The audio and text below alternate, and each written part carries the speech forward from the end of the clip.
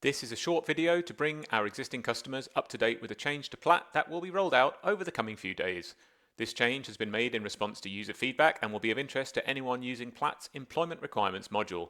As you'll probably know, this module enables you to define training and documentary requirements that care workers are required to satisfy before their employment status can be upgraded from applicant to inductee, on probation, and finally in post. The feedback we have received in relation to this module is that although it has proven very useful for validating that new recruits have the required training and documents as they progress through the recruitment process, it can be difficult to make changes to the requirements once there are existing in-post care workers in the system. Consider the following example. On the Employment Requirements tab for my organisation, you will see that a care worker can only be accepted in post once they have completed induction training and they have planned moving and handling training. Suppose I want to impose an additional requirement going forward. On the Employment tab, I can set up a new training type. Here it is, creatively called Additional Training. And then back on the Employment Requirements tab, I'd like to add a requirement for that in here. But what would that mean for existing care workers? Perhaps I would like my existing care workers to receive additional training, but I cannot retrospectively put my entire workforce through this training at the drop of a hat.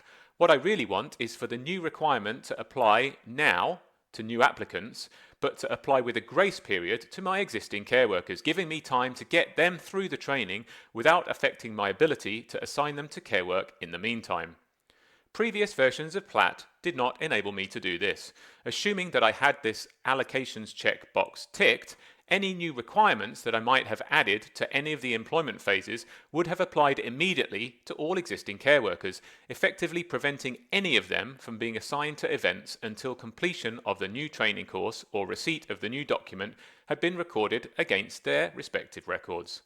To make it more realistic, to introduce new requirements once you already have existing care workers in the system, we now provide this new date required by existing staff field for all training and HR requirements. As you enter a new requirement, as I'm doing here for my additional training course, specify the date when existing care workers need to have satisfied this requirement by.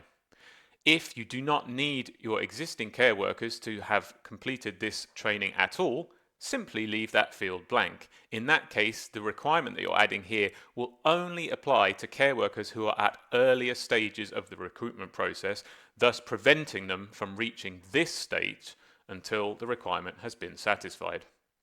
Let's see this new field in action. Suppose additional training will only be required by my existing care workers after the middle of next week. Let's take a look at Will Kane, one of DemoCare's care workers. And you can see on his calendar that he has a very busy schedule this week and next week for the first couple of days.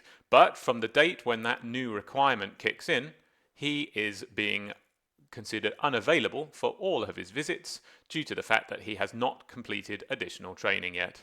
If we take a look at the service user record for one of his regular clients, and we're looking at one of the events dated after Tuesday, you can see Will cannot be assigned to contact events beyond the 24th of August due to them requiring additional training to have been completed. Of course, this will be raised as an alert. You'll see that on the homepage of Platt, and hopefully in response to that, you will get that care worker through the necessary training in time for that particular cut-off date to be reached.